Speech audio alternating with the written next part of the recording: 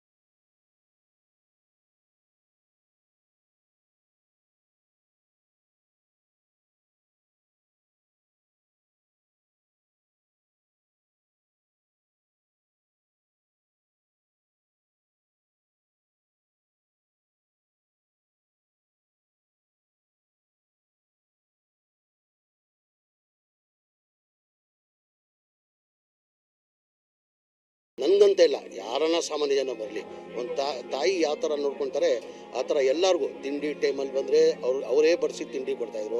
ಊಟದ ಟೈಮಲ್ಲಿ ಬಂದರೆ ಯಾರನ್ನ ಇರಲಿ, ಸಾಮಾನ್ಯ ನಾನಂತ ಇಲ್ಲ ಅವರಂತ ಇಲ್ಲ, ಯಾರನ್ನ ಬರಲಿ ಅವ್ರಿಗೆ ಕೂಣಿಸಿ ಊಟ ಮಾಡಿಸಿ ಅವರೇ ಬಡಿಸಿ ತಿನ್ನಿಸೋರು. ನಾನು ಪಕ್ಷ ಬಿಟ್ಟಾದ್ಮೇಲೂ ಒಂದು 2 ವರ್ಷ ಹಿಂದೆ ಸನ್ಮಾನ್ಯ ದೇವೇಗೌಡರು ಹುಟ್ಟುಹಬ್ಬಕ್ಕೆ ವಿಶ್ ಮಾಡೋಕ್ಕೆ ಬಂದಿದೆ. ಆವಾಗಲೂ ನನ್ನನ್ನು ನೋಡಿ ಕರೆದು 4 ಗಂಟೆಗೆ ಆವಾಗ ಬಂದಿದ್ದು, 4-4:15 ಇತ್ತು. ಆವಾಗ ನನ್ನ ಕೂಣಿಸಿ ನನ್ನ ತಿಂಡಿ ಕೊಟ್ಟು ಚೆನ್ನಾಗಿದೆಯೇನಪ್ಪ, ಆರೋಗ್ಯವಾಗಿದೆಯೇನಪ್ಪ, ಚೆನ್ನಾಗಿರ್ಬೇಕಪ್ಪ ಅಂತ ಹೇಳ್ಬಿಟ್ಟು ನನಗೆ ಆಶೀರ್ವಾದ ಮಾಡಿದ್ರು. ಮಾಜಿ ಸಚಿವ ಚಲುವರಾಯಸ್ವಾಮಿ ಕೂಡ JDS ಪಕ್ಷದಿಂದಲೇ ರಾಜಕೀಯ ಜೀವನ ಆರಂಭ ಆಗಿದ್ದು, ಅವರು ಕೂಡ ಚೆನ್ನಮ್ಮರ ಗುಣದ ಬಗ್ಗೆ ಕೊಂಡಾಡಿದರು. ಮನೆಗೆ ಬಂದಾಗ ಬಹುಶಃ ಪ್ರಧಾನಿಯಾಗಿದ್ದಾಗಲೂ ಊಟ ತಿಂಡಿ ವಿಚಾರಿಸ್ತಕ್ಕಂಥ ಸೌಜನ್ಯ ಇದ್ದರೆ ಅದು ಚೆನ್ನಮ್ಮನವ್ರ ಥರ ಯಾವುದೇ ಹೆಣ್ಮಗಳು ನಡ್ಕೊಳ್ಳಿಕ್ಕೆ ಸಾಧ್ಯ ಇಲ್ಲ. ನಮಗೆ ಅವರ ಅಗಲಿಕೆ ಈ ನಾಡಿನ ಜನಕ್ಕೂ ಈ ರಾಷ್ಟ್ರದ ಜನರು ಒಂದು ರೀತಿ ನೆನೆಸ್ತಕ್ಕಂಥದ್ದು. ಮತ್ತು ದೇವೇಗೌಡರಿಗಂತೂ ಅತ್ಯಂತ ಒಂದು ಶಕ್ತಿ ಅಂತ, ನಾರಿ ಒಂದು ಶಕ್ತಿ ಅಂತ ಏನು ಹೇಳ್ತಾರೆ, ಹಾಗೆ ದೇವೇಗೌಡರಿಗೆ ಅವರಿಗೆ ಒಂದು ಶಕ್ತಿಯಾಗಿ ಅವ್ರ ಜೊತೆನಲ್ಲಿದ್ದರು. CM DK ಶಿವಕುಮಾರ್ ಅಂತೂ ಮಾತೃಸ್ವರೂಪಿ ಚೆನ್ನಮ್ಮ ನಿಧನ ಕೇಳಿ ನನಗೆ ಆಘಾತ ಆಗಿದೆ ಎಂದರು. ದೇವೇಗೌಡರ ಕುಟುಂಬ ಸೇರಿ ಅನೇಕ ರಾಜಕೀಯ ನಾಯಕರ ಬದುಕಿಗೆ ತ್ಯಾಗ ಮಾಡಿದ್ದಾರೆ ಎಂದರು.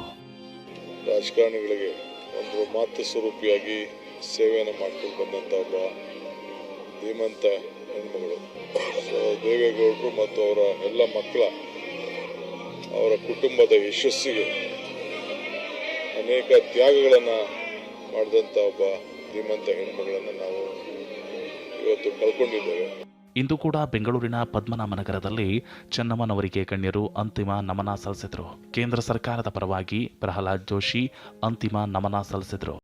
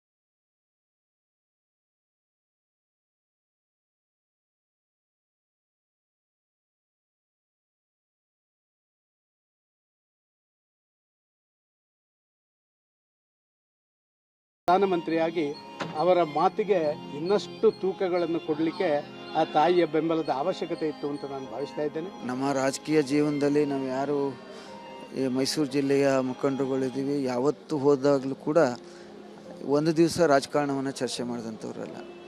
ನಿಮ್ಮ ಮಕ್ಳು ಹೇಗಿದ್ದಾರೆ, ನಿಮ್ಮ ಶ್ರೀಮತಿಯವ್ರು ಹೇಗಿದ್ದಾರೆ, ಏನು ಕೆಲಸ ಮಾಡ್ತಾಯಿದ್ದಾರೆ, ಈ ರೀತಿಯ ಭಾವನಾತ್ಮಕ ಸಂಬಂಧವನ್ನು ಇಟ್ಕೊಂಡಂಥವ್ರು. ಜೊತೆಗೆ ನಮ್ಗೆ ಯಾವತ್ತೂ ಕೂಡ ಊಟದ ಸಮಯದಲ್ಲಿ ಊಟವನ್ನು ಕೊಡುವಂಥದ್ದು ಮತ್ತು ತಿಂಡಿಯ ಸಮಯದಲ್ಲಿ ತಿಂಡಿಯನ್ನು ಕೊಡುವಂಥದ್ದು. ಇತ್ತೀಚೆಗೆ ಒಂದು 3-4 ತಿಂಗಳ ಹಿಂದೆ ನಾನು ನನ್ನ ಶ್ರೀಮತಿ ಇಬ್ಬರು ಕೂಡ ಸನ್ಮಾನ್ಯ ದೇವೇಗೌಡರನ್ನ ಮತ್ತು ತಾಯಿ ಚೆನ್ನಮ್ಮ ಅವ್ರನ್ನ ನೋಡಲಿಕ್ಕೆ ಬಂದಾಗ ನನ್ನ ಶ್ರೀಮತಿಗೆ ಅರಿಶಿಣ ಕುಂಕುಮ ಹೂವುಗಳನ್ನು ಮುಡಿಸೋದ್ರ ಜೊತೆಗೆ ಸೀರೆಯನ್ನು ಕೊಟ್ಟು ನಾವು ತಿಂಡಿ ತಿನ್ನೋವರೆಗೂ ಕೂಡ ಅವರು ಬಿಡಲಿಲ್ಲ ನಮ್ಮನ್ನು. ಸೊ ಸುಮಾರು 1 ಗಂಟೆಗಳ ಕಾಲ ಅವ್ರ ಜೊತೆ ನಾವು ಏನು ಕಾಲ ಕಳೆದಿದ್ದೀವಿ. ನಿಜವಾಗ್ಲೂ ಕೂಡ ನಮಗೆ ಅದು ಜೀವನದಲ್ಲಿ ಮರೆಯಲಾರದಿರುವಂಥ ಒಂದು ಕ್ಷಣಗಳು. ದೇವೇಗೌಡರ ಹೆಗಲಿಗೆ ಹೆಗಲು ಕೊಟ್ಟು ಚೆನ್ನಮ್ಮ ದುಡಿದಿದ್ದಾರೆ ಅಂತ ಬಿಜೆಪಿ ಶಾಸಕ ಅಶ್ವಥ್ ನಾರಾಯಣ್ ಹೇಳಿದರು. ನಮ್ಮ ಹಿರಿಯ ನಾಯಕರಾಗಿ ಮಾಜಿ ಪ್ರಧಾನಮಂತ್ರಿಗಳು, ಮಾಜಿ ಮುಖ್ಯಮಂತ್ರಿಗಳು, ಕರ್ನಾಟಕದ ಸರ್ವಾಂಗೀಣ ಅಭಿವೃದ್ಧಿಗಾಗಿ ಅವಿರತವಾಗಿ ದುಡಿದಂಥ ದೇವೇಗೌಡರಿಗೆ ಹೆಗಲಿಗೆ ಹೆಗಲನ್ನು ಕೊಟ್ಟು ಎಲ್ಲ ಕಷ್ಟ ಸುಖ ಎಲ್ಲ ಹೋರಾಟದಲ್ಲಿ ಹೆಗಲನ್ನು ಕೊಟ್ಟು ಜೊತೆಗೂಡಿ ಈ ನಾಡಿನಲ್ಲಿ ಅವರ ಸೇವೆಯನ್ನು ಕೊಟ್ಟಿದ್ದಾರೆ. ಬೇರೆ ಪಕ್ಷದ ನಾಯಕರು ಕೂಡ ಚೆನ್ನಮ್ಮನ ಆರೈಕೆಯಲ್ಲೇ ಬೆಳೆದಿದ್ದಾರೆ ಅಂತ ಕೇಂದ್ರ ಸಚಿವ ಕುಮಾರಸ್ವಾಮಿ ಹೇಳಿದರು. ಎಲ್ಲರೂ ಕೂಡ ಬಂದು ಅಂತಿಮ ದರ್ಶನವನ್ನು ಪಡಿತಾ ಇದ್ದಾರೆ. ಅದು ಎಲ್ಲರೂ ಬಂದು ಹೋಗ್ತಿದ್ದಾರೆ. ಹಲವಾರು ಪಕ್ಷದಲ್ಲಿರ್ತಕ್ಕಂಥ ನಾಯಕರುಗಳು ಸಹ ಅವರ ಒಂದು ಆರೈಕೆಯಲ್ಲಿ ಬೆಳೆದಂಥವ್ರೆ. ಅವರ ಅತಿಥಿ ಪುರಸ್ಕಾರ ಏನಿತ್ತು ಅದನ್ನು ಅವರೆಲ್ಲ ಅವರ ಜೀವನದಲ್ಲಿ ಅವರೇನು ಮಾಡಿದ್ದಾರೆ ಅದರ ನೆನಪು ಅವರು ಎಲ್ಲರಲ್ಲೂ ಇದೆ. ಇಷ್ಟು ದಿನ ರಾಜರಾಜೇಶ್ವರಿ ನಮ್ಮಮ್ಮನನ್ನ ಉಳಿಸಿತ್ತು ಅಂತ ಚೆನ್ನಮ್ಮರನ್ನ ನೆನೆದು ಎಚ್.ಡಿ. ರೇವಣ್ಣ ಕಣ್ಣೀರಿಟ್ರು. ಹುಷಾರು ಅಂದ್ರೆ 33% ಮಧ್ಯಾಹ್ನ ನಮ್ಮ ತಾಯಿ ನಮ್ಮ ತಂದೆ ಹೋಗಿ ಅವರಿಗೆ ಕುಂಕುಮ ಇಟ್ಟು ಹೂ ಮಾಡಿಸಿದ ತಕ್ಷಣ ಬೆಳಗ್ಗೆ ಬಂದರೆ ಮಧ್ಯಾಹ್ನ 3 ಗಂಟೆವರೆಗೆ ಪೂಜೆ ಮಾಡಿಸರು. ಇಷ್ಟು ವರ್ಷ ರಾಜೇಶ್ವರಿ ಉಳಿದಿರು. ಇನ್ನು ಚೆನ್ನಮ್ಮ ವಿಧಿವಶ ಹಿನ್ನೆಲೆಯಲ್ಲಿ ಸಿನಿಮಾ ನಟ ನಟಿಯರು ಅಂತಿಮ ದರ್ಶನ ಪಡೆದರು. ನಟ ಡಾಲಿ ಧನಂಜಯ್, ಹಿರಿಯ ನಟ ದೊಡ್ಡಣ್ಣ, ನಟಿ ಪೂಜಾ ಗಾಂಧಿ ಅಂತಿಮ ನಮನ ಸಲ್ಲಿಸಿದರು. ದೇವೇಗೌಡರು ಸರ್ಗೆ, ಕುಮಾರಣ್ಣ ಕುಟುಂಬಕ್ಕೆ ನೋವನ್ನು ಬಡಿಸೋ ಶಕ್ತಿ ಭಗವಂತ ಕೊಡಲಿ ಅಂತ ಹೇಳಿ ಪ್ರಾರ್ಥಿಸ್ತೀನಿ. ಯಾಕೆಂದರೆ ಒಂದು ಭಾಳ ದೊಡ್ಡ ಬೇರು. ಇತ್ತೀಚೆಗೆ ಅಜ್ಜಿ ಕೂಡ ಒಂದು 90 ವರ್ಷ ಆಗಿದ್ದವರು. ಆ ಥರದ್ದು ಬೇರುಗಳು ಉಳಿದಾಗ ಅದು ಎಷ್ಟು ಕಷ್ಟ ಅದನ್ನು ತಗೊಳ್ಳೋದು ಅಂತ ಗೊತ್ತು. ನನಗೆ 100 ಮಕ್ಕಳನ್ನು ಏನೋ ಚೆನ್ನಾಗಿ ಬೆಳೆಸಿದ ನನ್ನ ತಾಯಿ ಆತ್ಮ ಶಾಂತಿ ಸಿಗಲಿ, ಈ ಕುಟುಂಬಕ್ಕೆ ನಾವು ಬಡಿಸೋ ಶಕ್ತಿ ದೇವ್ರು ಕೊಡಲಿ ಅಂತ ಹೇಳಿ ಪ್ರಾರ್ಥನೆ. ನಾನು ಒಂದೇ ಜಿಲ್ಲೆಯವರು ಅಂತ ಹೇಳ್ಕೊಳ್ಳೋದಕ್ಕೆ ಹೆಮ್ಮೆ ಅನಿಸುತ್ತೆ. ಆ ತಾಯಿ ಆತ್ಮಕ್ಕೆ ಶಾಂತಿ ಸಿಗಲಿ ಅನ್ನೋದೇ ನನ್ನ ಅನಿಸಿಕೆ. ನಿಜವಾಗ್ಲೂ ತುಂಬ ಬೇಜಾರಾಗ್ತಾ ಇದೆ ಇವತ್ತು. ಯಾಕೆಂದರೆ ಚೆನ್ನಮ್ಮ ಅವರು ನಮ್ಮನ್ನು ಬಿಟ್ಟು ಹೋಗಿದ್ದಾರೆ. ನನಗೆ ಜ್ಞಾಪಕ ಇರೋ ಹಾಗೆ ನಾನು ಯಾವಾಗಲೂ ದೇವೇಗೌಡಜಿ ಮನೆಗೆ ಬರ್ತಾ ಇದ್ದೆ. ಆವಾಗ ಅವರು ನಮಗೆ ತುಂಬ ಪ್ರೀತಿಯಿಂದ ಮಾತಾಡಿಸೋದು, ತುಂಬ ಪ್ರೀತಿಯಿಂದ ಊಟ ಮಾಡಿಸೋದು. ಸೊ ಅವರಲ್ಲಿರೋ ಒಂದು ಮಾತೃಭಾವ ಏನಿದೆ, ತಾಯಿ ಭಾವ ಏನಿದೆ ಅಂತ ನಿಜವಾಗ್ಲೂ ನಾವು ಒಂದು ಒಳ್ಳೆ ವ್ಯಕ್ತಿನ, ಒಳ್ಳೆ ಮಹಿಳೆನ ನಾವು ಮಿಸ್ ಮಾಡ್ಕೊಳ್ತೀವಿ ಅಂತ ನಾನು. ಅದೇನೇ ಹೇಳಿ, ಯಾವುದೇ ಪಕ್ಷ ಭೇದ ಭಾವವಿಲ್ಲದೆ ಎಲ್ಲರಿಗೂ ಮಾತೃ ಸ್ವರೂಪಿಯಾಗಿದ್ದ ಚೆನ್ನಮ್ಮರ ಗುಣವನ್ನ ಎಷ್ಟು ಹೊಗಳಿದ್ರೂ ಕಡಿಮೆಯೇ. ಆ ಮಹಾತಾಯಿಗೆ ಒಂದು ಸೆಲ್ಯೂಟ್ ಹೇಳಲೇಬೇಕಿದೆ. Bureau report, TV9.